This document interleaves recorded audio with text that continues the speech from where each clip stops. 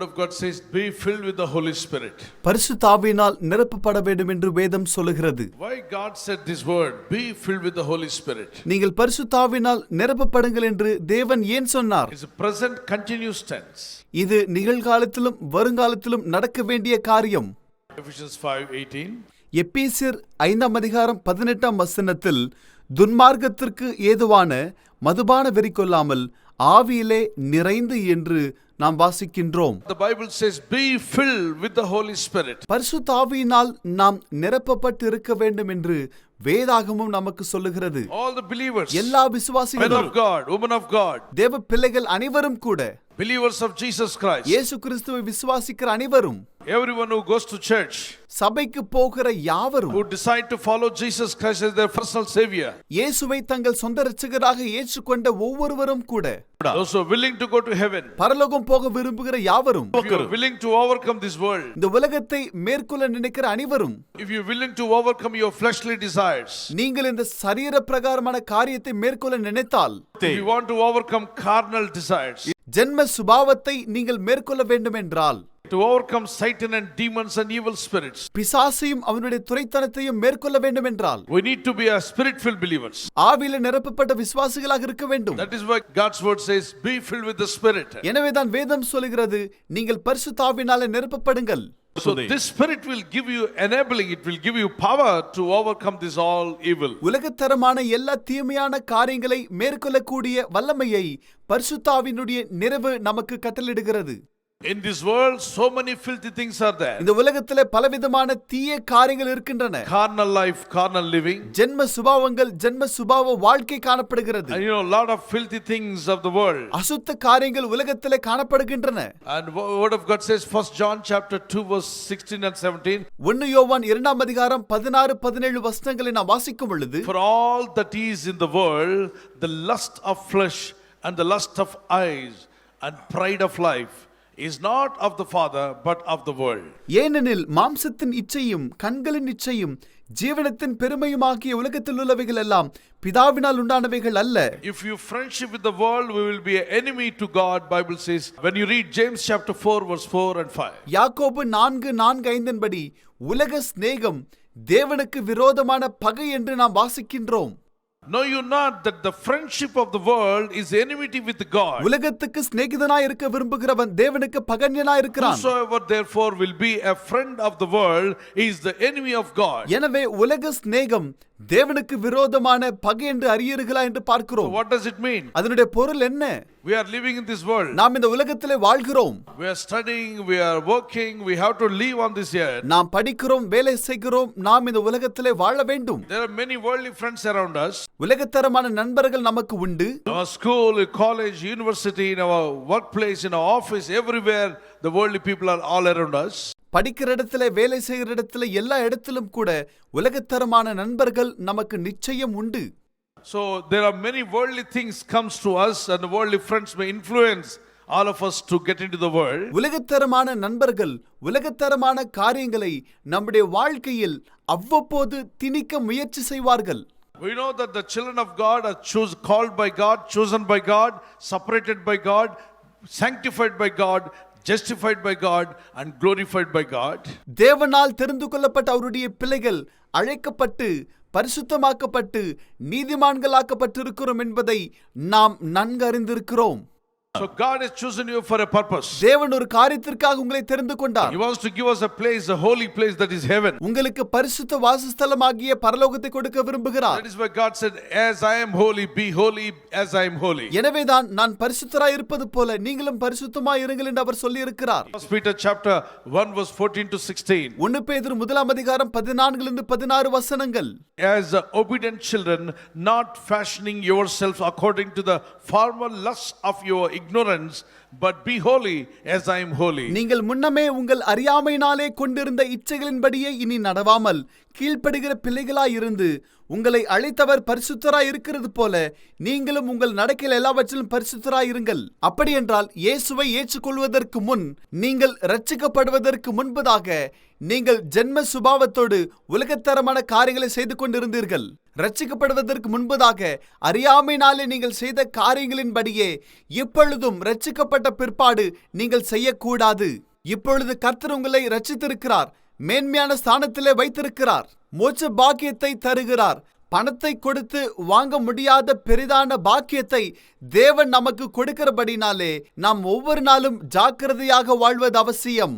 அறியாமையினாலே முன்பு செய்த காரியங்களை இப்பொழுதும் கூட நாம் தொடர்ந்து செய்யக்கூடாது. 16ஆம் வசனத்தை நாம் இப்பொழுது வாசிப்போம். Because it is written, be holy for I am holy. நான் பரிசுத்தர் ஆகையால் நீங்களும் பரிசுத்தராய் இருங்கள் என்று எழுதியிருக்கிறதே என்று நாம் பார்க்கிறோம். இயேசுவோடு ஒருமித்து வாழ நாம் தேவனால் அழைக்கப்பட்டிருக்கிறோம். பூமியிலே வாழும் பொழுது தேவனுக்கு ஏற்புடைய வாழ்க்கை வாழ வேண்டும். அதற்கு பிறகு நித்திய காலமாக தேவனோடு இருக்க நாம் அழைக்கப்பட்டோம். நித்திய காலமாக நாம் தேவனோடு இருப்போம் என்கிற விசுவாசம் உள்ளவர்கள் கரங்களை உயர்த்தி தேவனை மகிமைப்படுத்துவோம்.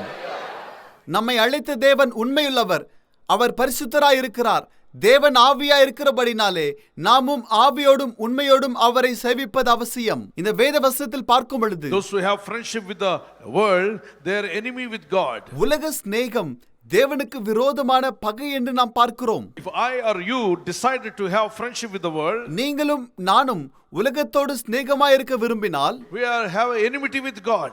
நாம் தேவனோடு பகைஞராய் இருக்கின்றோம். What is that having friendship with the world? உலகத்தோடு சிநேகம் என்றால் என்ன? God himself created this world. தேவன் தான் இந்த உலகத்தை படைத்தார். Then why God says don't have friendship with the world? ஏன் உலகத்தோடு சிநேகமாய் இருக்க கூடாது என்று தேவன் சொல்லுகிறார்? He himself created. இந்த உலகத்தை அவர் படைத்தார். But he himself says that don't have friendship with the world. ஆனால் அவரே உலகத்தோடு சிநேகமாய் இருக்க கூடாது என்று சொல்லுகிறார். Who is in the world? உலகத்தில் இருப்பவன் யார்? 1 John chapter 4 verse 4 says somebody is there. He is a corrupted one. He is a deceived person. He deceives people. He is a thief. He is also called murderer. He is also called wicked one. That is none other than Satan. உலகத்திலே ஒருவன் இருக்கிறான், அவன் பொல்லாதவன், அவன் மற்றவர்களை ஏமாற்றுகிறவன், அவன் வேறு யாரும் இல்லை, அவன் தான் பிசாசானவனாய் காணப்படுகிறான். And he is all around the world. He is moving here and there. அவன் உலகம் முழுவதுமாக சுற்றி திரிகிறவனாய் இருக்கிறான். He is deceiving mankind. அவன் மனுக்குலத்தை வஞ்சிக்கிறான். Satan also has 3 kinds of nets. பிசாசானவன் 3 விதத்திலே வலை விரிக்கிறான். Note down net number 1. முதலாவது வலை என்ன தெரியுமா? Lust of flesh. சரீர பிரகாரமான இச்சைகள். He will try to put you in lust. சரீர இச்சையிலே உங்களை விழத்தள்ள அவன் முயற்சி செய்கிறான். And he will influence through his influenced friends, those who are already in the world, those who already went away from God, those who have fallen away from God. He will bring those people and he will inspire them, or they will influence you to put down, otherwise to get into the lust of flesh. பின்மாற்றத்திற்கு போனவர்களை கொண்டும் உலகத்தரமானவர்களை கொண்டும் எப்படியாகிலும் சரி உங்களை உலகத்தின் பக்கம் ஈர்க்கும்படியாக அவன் முயற்சி செய்து கொண்டிருப்பான். Second thing, he will use the second net that Satan has, lust of eyes. பிசாசு கொண்டிருக்கிற இரண்டாம் வலை என்ன தெரியுமா? கண்களின் இச்சை என்கிற வலை.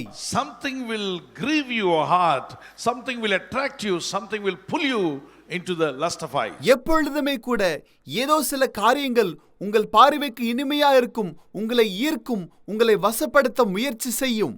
If you go after that, you will lose God's wonderful way because of the simple things. நீங்கள் அதன் பக்கம் ஈர்க்கப்பட்டால் தேவன் உங்களுக்காக ஆயத்தம் செய்த வழியை விட்டுவிட்டு சொற்ப காரியங்களுக்காக நீங்கள் தூர போவீர்கள். The lust of flesh and lust of eyes are only temporary. சரீர இச்சையும் கண்களின் இச்சையும் தற்காலிகமான காரியங்களாகவே காணப்படுகின்றன. Pride of life also like that. ஜீவனத்தின் பெருமையும் அவனமாக இருக்கிறது. Nowadays you are reading in the newspaper, we read and we hear in news many times, so great people, so much they earn, so much the good name and fame, after suddenly one overnight or one accident, something happens, they left this world. செய்தித்தாளிலே நீங்கள் அவ்வப்போது வாசிப்பதுண்டு, உலகத்திலே பிரபலமாக இருக்கிறவர்கள், செல்வந்தர்கள் திடீரென்று ஒரு மகிழுந்து விபத்திலே அவர்கள் சிக்கிக்கொண்டு மடிந்து போனதாக நீங்கள் கேட்பதுண்டு. Some people are dying in hospital, some people are dying on a deathbed, some people are dying on road, on air, or anywhere the death may come. சிலர் மருத்துவமனையிலே, சிலர் விபத்திலே, சிலர் விமான விபத்திலே, சிலர் சாலை விபத்திலே, பலவிதமான விபத்துகளில் சிக்குண்டு ஜனங்கள் மரித்துக் கொண்டுதான் இருக்கிறார்கள். If they live till the end of their life in the lust of eyes, the lust of flesh and pride of life, அவர்கள் தங்களுடைய வாழ்க்கை முழுவதும் கண்களின் இச்சை, சரீர இச்சை, ஜீவனத்தின் பெருமையோடு வாழ்ந்து கொண்டிருந்தால் they cannot meet God. அவர்கள் தேவனை சந்திக்க முடியாது. Because God is holy. காரணம் தேவன் பரிசுத்தர். God already said those who have friendship with the world, they are enmity with God. உலக சிநேகம் தேவனுக்கு விரோதமான பகை என்று அவர் ஏற்கனவே சொல்லி இருக்கிறார். Then how is it possible to avoid the worldliness into our lives? உலகம் நமக்குள்ளாக வராமல் எவ்விதத்திலே நம்மை நாம் பாதுகாத்துக் கொள்ள முடியும்? It is possible by being filled with the Holy Spirit. பரிசுத்த ஆவியினால் நிரப்பப்படும் பொழுது இப்படிப்பட்ட வாழ்க்கை வாழ்வது சாத்தியமே. Praise the Lord. Hallelujah. As we fill that water tank with the water, இந்த தண்ணீர் தொட்டியை தண்ணீரினால் நிரப்பும் பொழுது we used it. நாம் அதை பயன்படுத்துகிறோம். Use that water for cleaning vessels. பாத்திரங்களை கழுவுவதற்கு நாம் அதை பயன்படுத்துகிறோம். Same water used for to cleaning house and bathrooms or toilets. அந்த தண்ணீரை நம்முடைய வீட்டையும் கழிவறைகளையும் சுத்தம் செய்ய பயன்படுத்துகிறோம். The tank is empty now. இப்பொழுது தொட்டி காலியாக இருக்கிறது. If you want tomorrow to take bath or to do something else, your tank should be filled with the water. நாளை தண்ணீரை பயன்படுத்த வேண்டும் என்றால் நிச்சயமாகவே நீங்கள் தண்ணீர் தொட்டியை தண்ணீரினால் நிரப்ப வேண்டும்.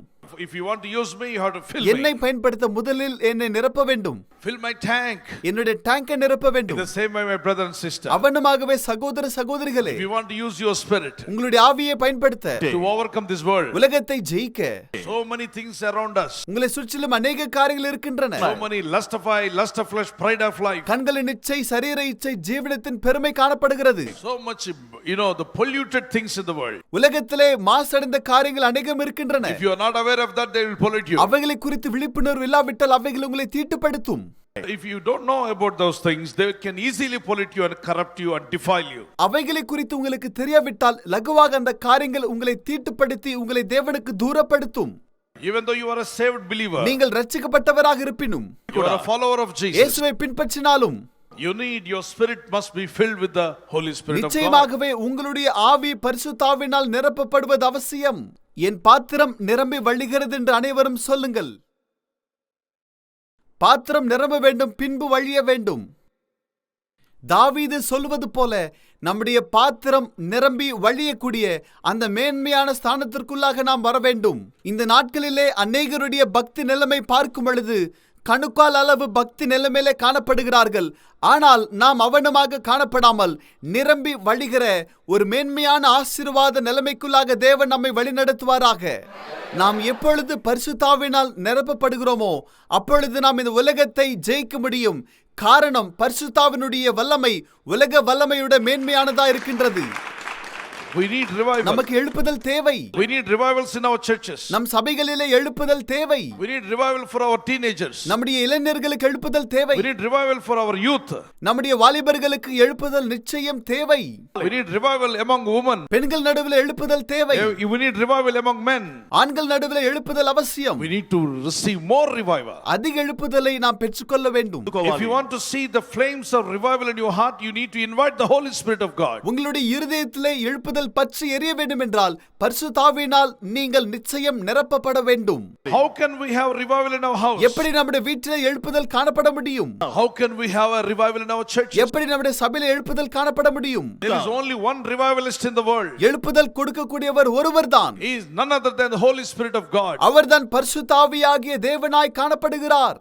If you believe, shout and say hallelujah. விசுவாசிக்கிறவர்கள் அல்லேலூயா There is சொல்லுங்கள். only one revivalist in the world. உலகத்திலே எழுப்புதல் கொடுக்கக்கூடியவர் ஒருவரே. If he comes, அவர் வந்தால் he will give you revival. உங்களுக்கு எழுப்புதல் தருவார். In the upper room, மேல் அறையிலே cold Christians were sitting over there. அனலற்ற கிறிஸ்துவர்கள் உட்கார்ந்திருந்தார்கள். And Book of Acts chapter 1 verse 14 and 15, Book of Acts chapter 2 verse 1 to 4. அப்போஸ்தலர் 1:14-15 இரண்டாம் அதிகாரம் முதல் 4 வசனங்களை வாசிக்கும் பொழுது Book of Acts chapter 2 verse till 38. அப்போஸ்தலர் இரண்டாம் அதிகாரம் முதல் 38 வசனங்களை வாசிக்கும் பொழுது And there are people, cold-hearted people were sitting there. அனலற்ற இருதயமுள்ளவர்கள் உட்கார்ந்திருந்தார்கள். Very cold spiritual life now. அவர்களுடைய ஆவிக்குரிய வாழ்க்கை அனலற்றதா இருந்தது. How can we say that? எப்படி நாம் அதை சொல்ல முடியும்? A man who denied Jesus, he was there in the upper room. இயேசுவை மறுதலித்தவர் அந்த மேலறையிலே ஒருவராக இருந்தார். Thrice he denied Jesus Christ. 3 முறை அந்த நபர் இயேசுவை மறுதலித்தார் என்று பார்க்கிறோம். Peter's heart there is no revival in Peter. பேதுருவின் இருதயத்திலே எழுப்புதல் நிச்சயமாக இல்லை. Like a cold Christian, he was sitting there. அனலற்ற கிறிஸ்துவனாக அங்கு உட்கார்ந்திருந்தான். Doubting Thomas was there. சந்தேகப்படுகிற தோமா அங்கு இருந்தான். Angry John was there. கோபப்படுகிற யோவானும் அங்கு இருந்தான். Short temper James was there. முற்கோபியாகிய யாக்கோபும் இருந்தான். And many other women and men, near about 120 people. அநேக ஆண்களும் பெண்களும் சுமார் 120 பேர் மேலறையிலே இருந்தார்கள். And they all started praying to God. God in heaven, give us the Holy Spirit. பரலோக தேவனே பரிசுத்த ஆவி எங்கள் மேல் பொழிந்தருளும் என்று சொல்லி அனைவரும் கூட சேர்ந்து ஜெபிக்க துவங்கினார்கள். 10 days they prayed, they continued. Even the mother of Jesus also prayed. இயேசுவின் தாயாகிய மரியாளும் மற்றவர்களும் 10 நாள் இடைவிடாமல் தேவனை நோக்கி ஜெபித்தார்கள். When the Holy Spirit of God came upon the upper room, everyone, those who were cold Christian life, was turned into flamings of fire. The fire, divided tongues of fire fell upon them. They received a holy revival. பரிசுத்த ஆவி மேலறையிலே இறங்கின பொழுது அனலற்ற விசுவாசிகள் இருதயத்திலே அனல் பற்றி எரிந்தது. அக்னிமயமான நாவுகளினால் அவர்கள் நிரப்பப்பட்டார்கள். அனல் உள்ளவர்களாக அவர்கள் ஜொலிக்க துவங்கினார்கள். Until the Holy Spirit of God came upon Peter, John, James and all the 11 disciples and mother of Jesus and all others, they don't have revival in their hearts. இயேசுவின் சீடர்கள் தாயாகிய மரியாள் மற்றவர்கள் மேலே பரிசுத்த ஆவியானவர் இறங்குகிற வரைக்கும் அவர்களுடைய வாழ்க்கை அனலற்றதாகவே காணப்பட்டது. They might have good Bible training under Jesus Christ. அவர்களுக்கு நல்ல வேதாகம பயிற்சி இருந்திருக்க கூடும். Seminar training, full training, they had a good certificate in their hands.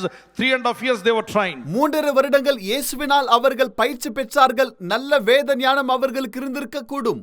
But there is no revival in their heart. ஆனால் எழுப்புதல் அவர்களிடத்தில் இல்லை. Revival came when the Holy Spirit of God filled them. பரிசுத்த ஆவியினால் அவர்கள் நிரப்பப்படும் பொழுது எழுப்புதல் உண்டானது. When the Spirit of God comes upon you, பரிசுத்த ஆவி உங்கள் மேல் வரும் பொழுது He gives you fire. உங்களை அனல் மூட்டுகிறார். He revives you. உங்களை உயிர்ப்பிக்கிறார்.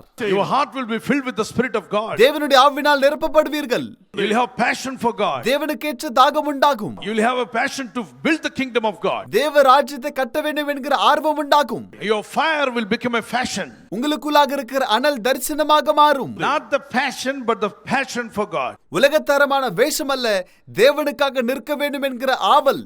To win souls for God. ஆத்தும ஆதாயம் செய்ய. To build the kingdom of God. தேவ ராஜ்யத்தை கட்ட. To work for the church. சபையோடு சேர்ந்திருக்க. To work with the men of God, women of God. தேவனுடைய ஊழியக்காரர்களோடு சேர்ந்து வேலை செய்ய. You will have commitment. உங்களுக்கு ஒரு அர்ப்பணிப்பு உண்டாகும். Sacrificial life. தியாகத்தோடு கூடிய வாழ்க்கை. No fear at all. பயமில்லாத வாழ்க்கை. You will be bold enough even you are ready to give your life for Jesus Christ. உங்களுடைய ஜீவனை இயேசுவுக்காக கொடுக்க கூடிய தைரியம் உங்களுக்கு உண்டாகும். When you can have that life. எப்படி இந்த வாழ்க்கை நீங்கள் பெற முடியும்? When you are being filled with the Holy Spirit. நீங்கள் பரிசுத்த ஆவியினால் நிரப்பப்படும் பொழுது. The Spirit of God is all around us. பரிசுத்த ஆவியானவர் நம்மோடு இருக்கிறார். Every day you should desire and ask that, Lord, I longing for you, come and fill me. நான் உமக்காக காத்திருக்கிறேன், என்னை நிரப்பும் என்று நீங்கள் ஒவ்வொரு நாளும் பரிசுத்த ஆவியினிடத்தில் கேட்க வேண்டும். Praise him, worship him, in true faith you are receiving him. ஆவியோடும் உண்மையோடும் அவரை துதித்து அவரை நீங்கள் ஆராதிக்க வேண்டும். It's a promise given to all of us. Luke chapter 11 verse 13. Anybody who has the Father, he will fill you with the Holy Spirit. லூக்கா 11:13 படி யாரெல்லாம் பிதாவினிடத்தில் கேட்கிறார்களோ அவர்கள் பரிசுத்த ஆவியினால் நிரப்பப்படுவார்கள். To overcome financial crisis, பொருளாதார நெருக்கடிகளை மேற்கொள்ள he will show you the way. அவர் வழி காட்டுவார். He will speak to you. அவர் பேசுவார். He'll give you ideas. திட்டங்களை தருவார். What job you have to apply, for what you have to work, where you have to go, everything he will speak to you within your heart. He will try to speak to you. எங்கு செல்ல வேண்டும், என்ன சொல்ல வேண்டும், எப்படி நடக்க வேண்டும், எல்லா காரியங்களையும் குறித்து உங்கள் இருதயத்தோட பரிசுத்த ஆவியானவர் அவ்வப்பொழுது பேசிக்கொண்டிருப்பார். What to do, what not to do. என்ன செய்ய வேண்டும், என்ன செய்யக்கூடாது. How to pray, how not to pray. எப்படி ஜெபிக்க வேண்டும், எப்படி ஜெபிக்க கூடாது. How to give offerings, how not to give. எப்படி காணிக்கை கொடுக்க வேண்டும், எப்படி கொடுக்க How கூடாது. to worship God, how not to worship God. எப்படி ஆராதிக்க வேண்டும், எப்படி ஆராதிக்க கூடாது. How to dress ourselves, how not to dress ourselves. எப்படி ஆடை அணிய வேண்டும், எப்படி ஆடை அணிய கூடாது. How to behave before people, before God, how not to behave before people and God. எப்படி ஜனங்களுக்கு முன்பதாக தேவனுக்கு முன்பாக நடக்க வேண்டும், எப்படி நடக்க கூடாது என்கிற காரியங்களை அவர் உணர்த்துவார். The Holy Spirit of God will explain you. பரிசுத்த ஆவியானவர் விளக்குவார். He will guide your steps. அவர் உங்களை வழிநடத்துவார். He will lead your life. உங்களுடைய வாழ்க்கையை வழிநடத்துவார். He gives you strength. உங்களை பலப்படுத்துவார். He gives you wisdom. உங்களுக்கு ஞானம் தருவார். He gives you understanding. உங்களுக்கு புரிதலை தருவார். He gives you good counsel. ஒவ்வொரு நாளும் ஆலோசனை தருவார். Step by step he will lead you, and he will also create a God fear in your heart so that you will have a fear of God. You will have fear for God's word. உங்களுடைய இருதயத்திலே தேவ பயத்தை உண்டாக்கி தேவனுடைய வார்த்தைகளுக்கு கீழ்ப்படியக்கூடிய அனுபவத்தை கொடுப்பார். Not the worldly fear, but the holy fear of God. உலகத்தாரமான பயம் அல்ல, தேவனுக்கு ஏற்ற பரிசுத்த பயத்தை உண்டாக்குவார். So shall we pray? நாம் ஜெபிப்போமாக. How many would like to invite Holy Spirit of God? பரிசுத்த ஆவியை ஏற்றுக்கொள்ள ஆயத்தமாக இருக்கிறீர்களா? Every young man needs it. வாலிபனுக்கு தேவை. Every young woman needs it. வாலிப பெண்ணுக்கு தேவை. You read it. Isaiah 11:2 says that. ஏசாயா 11:2 வாசிக்கின்றோம். Spirit of the Lord shall rest upon him. கர்த்தருடைய ஆவியானவர் அவர் மேல் தங்கியிருப்பார். The spirit of wisdom and understanding, the spirit of counsel and might, and the spirit of knowledge and the spirit of the fear of God. ஞானத்தையும் உணர்வையும் அருளும் ஆவியும், ஆலோசனையையும் பலனை அருளும் ஆவியும், அறிவையும் கர்த்தருக்கு பயப்படுகிற பயத்தையும் அருளும் ஆவியும் நமக்கு தருவார் என்று வேதத்திலே வாசிக்கின்றோம். உங்களுடைய குடும்பத்தில் யாருக்காகிலும் தேவ பயம் இல்லை என்றால், ஆண்டவரே அவர்களுக்கு தேவ பயம் வேண்டும் என்று சொல்லி நீங்கள் தேவனிடத்தில் கேட்கும் பொழுது தேவ பயத்தினால் ஆவியானவர் நிரப்புவார்.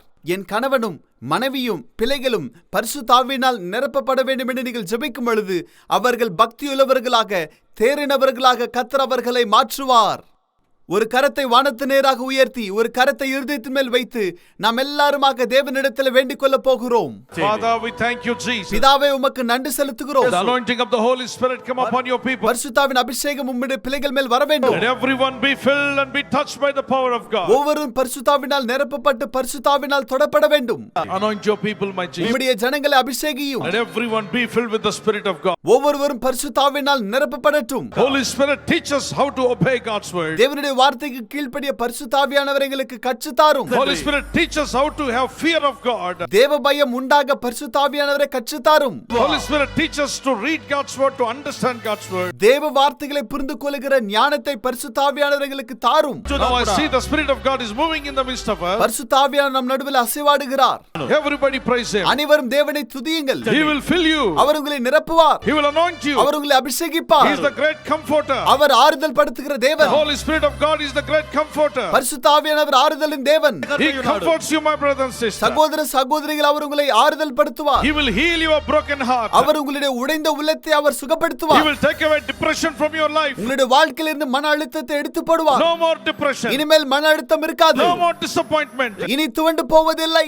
You will rejoice in God and say there is a God for me. நீங்கள் தேவனுக்குள்ளாக களி கூர்ந்து தேவன் இருக்கிறார் என்கிற நம்பிக்கையோடு இருப்பீர்கள். He will take care of me. தேவன் உங்களை விசாரிப்பார். Cast your cares upon him. உங்களுடைய பாரங்களை அவர் மேல் வைத்து விடுங்கள். He will take care of your life. அவர் உங்கள் வாழ்க்கையை பார்த்துக் கொள்வார். Thank you for filling me with the Holy Spirit. என்னை நீர் பரிசுத்தாவினால் நிரப்பினதற்காக நன்றி. Every day me to live on this earth, Lord, I need the Spirit of God. உலகத்தில் வாழ்கிற ஒவ்வொரு நாளும் எனக்கு பரிசுத்தாவியானவர் வேண்டும் ஆண்டவரே. Spirit of God, the greatest revivalist, come into my heart and let the flames of fire be in my heart. உலகத்திலே எழுப்புதல் தரக்கூடிய பரிசுத்தாவியானவரே எனக்குள்ளாக வந்து அனல் மூட்டி என்னை எரிய வைப்பீராக, பிரகாசிக்க செய்வீராக.